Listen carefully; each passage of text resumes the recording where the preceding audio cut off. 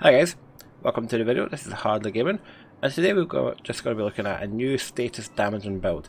Now this uses both fire and bleed and overcharge. Now this build is focused mostly around keeping overcharge active as much as is possible. So without further ado, let's just pop into the build. Okay folks, here we are. So, as you can see, I'm running the fire signature specialization here. That's for the extra burn duration, plus all the other nice little perks you get. Plus the cluster grenade is probably one of my favourites. My primary weapon, and this is going to be a classic M1A. This is the weapon you want to use is your choice, but I would always recommend this particular talent for this build. Future Perfect. Weapon kills grant +1 skill tier for 15 seconds. Stacks up to 3 times. And weapon kills at skill tier 6 grant overcharge for 15 seconds. Now, as you can see, I am running at skill tier 6, which means I only need to kill one enemy to be able to proc this. Now, it does have quite a long cooldown of 90 seconds, but this, as long as you tag team it with your gloves, you'll be keeping overcharge active for about 60% of your time when you're fighting, which is more than enough. My secondary, I am using the Pyromaniac here. That's for the extra little damage it gives my build here, plus perfectly ignited. Your enemies should pretty much always be on fire anyway, so this is just extra damage to your build. And the backup is the boomstick, so yeah, there's nothing special about that. I am using a 4-piece Eclipse protocol here. This gives you the 2-piece here for 15% status effects. It gives you 3-piece here for 15% skill haste and 30% hazard protection, which is actually quite nice. And then the 4-piece, which is where it gets interesting, is your status effects now spread on kill to all enemies within 15 meters and refresh 50% of the duration. So say if your burn effects have a 10-second duration, when that enemy dies, it goes on to the next enemy at 5 seconds. Now, because I'm using the chest piece, you get this here, the proliferation. Increase indirect transmission range from 15 to 20 meters.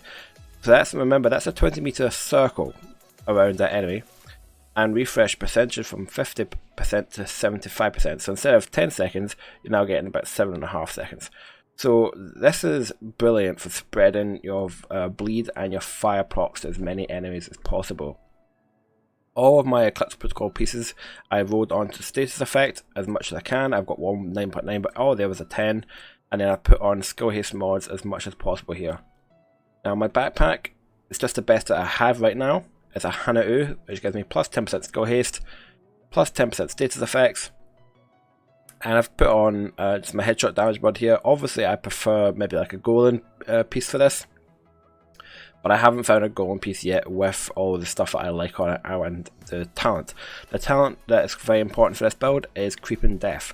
When you apply a status effect, it is also applied to all enemies within 8 meters of your target. Now this has got quite a nice short cooldown, this one. And this max in with your fire and your bleed procs to just basically have everyone around you on fire or bleeding at all times, which is what you want. The gloves, I am using the BTSU gloves here. These are rolled for repair skills. I need to change that. Actually, I don't know if they do change. Oh well, but I've got the skill haste here. And the reason I'm using this is because of the grants plus 50% high skill haste per skill tier. So that's already quite a high buff here because I'm using 6 skill tiers. My lisp is not useful right now. And this is where it gets interesting. Detonated a hive refreshes your skill cooldown and grants overcharge for 15 seconds. If it's skill tier 6, this also applies to all allies. So this build here is affecting your allies as well as you. The only downside to this is it has got a long cooldown, 120 seconds or 2 minutes. Now it's worded here that says allies receiving this effect are unable to benefit from it again for 120 seconds. Now I've tested this on me, and this seems to also affect me as well. So I don't know if this is a bug or they maybe just haven't worded it correctly, but it should be allies and player. I could be wrong, but for my experimenting, I've discovered that I don't get this buff again for another 120 seconds either. The 2 skills I'm using are the Stinger Hive here. Now you might look at this and go, well, that's not much damage, but it's the status that you want. the status damage. So it's 11.5 seconds, and I'm doing 52,000 damage per second. You're taking that and adding on like another 600,000. So yeah, that's where the damage comes from, and it is at six skill tiers here. And the second skill I'm using is the Firestarter Chem Launcher. Again, 12.5 seconds burn duration, lots of burn damage. So over time you're doing lots of damage, and it's easy to keep this on targets. Now the reason that we are using our overcharge is because if you go down here to the overcharge, you don't get any extra stinger charges, I believe. No, you don't. But you do get a huge buff to your damage, a huge buff to your range, and your health, which we don't care about. But your skill haste, we do care about. I'll show you guys in a second why that is. If you go down to the Firestarter overcharge here, look at the massive difference in range here. 100% increase in range. A little bit increase in burn duration, but the burn damage is exactly the same. But it's the radius and the burn duration that are really important for this build. Let's just go into the firing range. So here we are at the firing range. I've got my stuff ready here, and I'm just going to shoot through out my hive. I've got to reset it. And I'm going to immediately cancel this hive, which gives me my BTSU gloves. Now you see the size I'm getting here? You can also see my hive there has gone back up to full already. So I can throw that hive out now at max level.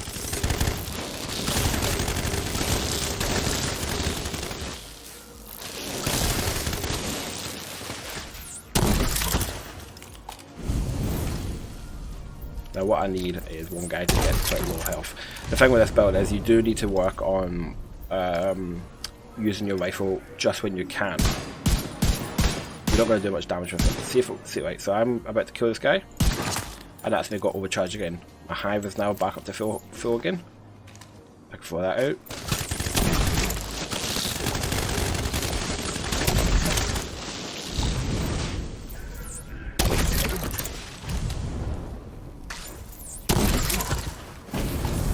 Okay. For those of you who watched my last couple of videos, I did notice it's a new change here. This button here, skill haste disabled. I had it enabled. That's why I was getting a plus 500% skill haste from. So if I put this on now, my hive went straight back up there. But if I go on to my stats, go down 500%.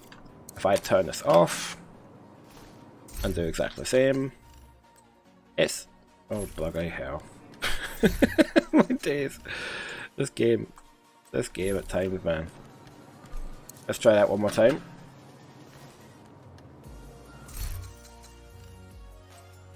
$500, no, okay. It was working, I swear. No, okay. Oh, there we go. It's just not working on that. Okay, but there it is. So 69.7%. Not fantastic, but again, my gear doesn't really give me much in the way of skill haste. But yeah, that's where that bug was from. I don't know why they've changed that. It doesn't make any sense to me, to be honest, but who am I to argue with the lords? Alright guys, just so we run through the build again. So we're using the future perfect talent here, which is an important bit. I'm using Pyromaniac for my secondary. My chest piece, my backpack, you want Creeping Death on it. Your chest piece, you want a chest piece for this build, the protocol, to get the proliferation here. You want the BTSU gloves, and the two skills you're going to be using are the Stinger Hive and the Firestarter Chem Launcher. Guys, this build is a lot of fun to run. I've been running missions with it all day. I have been looking for a assault rifle with this ability, but I haven't found one yet. So I've been running the Stronghold mission, which had assault rifles as the targeted loot. And in one particular run through, I had 115 kills and 1.3 billion damage, I think it was, which was 4 times higher than the next highest player. So you can't look at that and think this build is not good. Yeah, it's a lot of fun as well. Everyone's on fire all the time, everyone's bleeding all the time, and I'd highly recommend you guys go to check it out. It wasn't particularly difficult to farm these items either. These ones here, I just went on to the focus farm for the gear sets and just ran about 10-15 missions, and I got all these. So yeah, it's not a particularly difficult build to farm for. Alright guys, well I hope you enjoy it. Let me know if you do, and I will see you in the next video guys. Take care.